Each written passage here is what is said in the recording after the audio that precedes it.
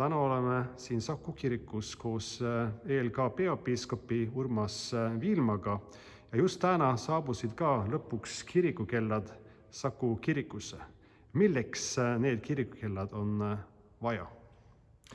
No, kirikukellad täidavad ju väga erinevat funktsiooni. Kui me räägime kirikus sellest, et kirik ja kogudus ja Kristus tegeleb inimesega kogu tema elukaarega, ehk siis me võtame eestpalvesse veel sündimata lapsed ja me palvetame ka nende eest, kes on juba igavikku jõudnud, ja kõik, mis sinna vahele jääb, on ju see, mis kirik inimeste puhul kuhu ta tähelepanu pöörab.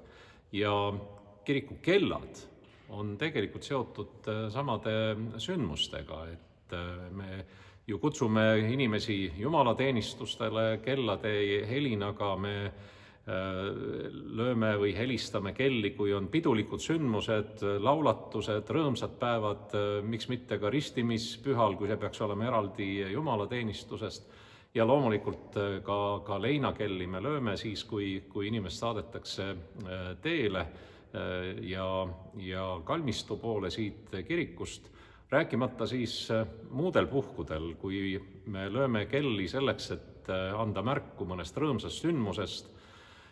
Oleks rõõmustav, kui me võiksime ka peagi anda märku rõõmustavate kellade helinaga Ukraina sõja lõpust.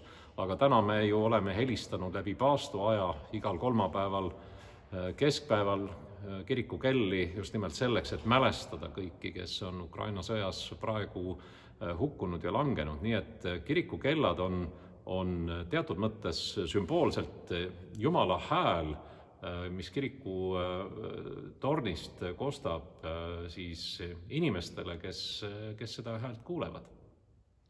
Suur tänu!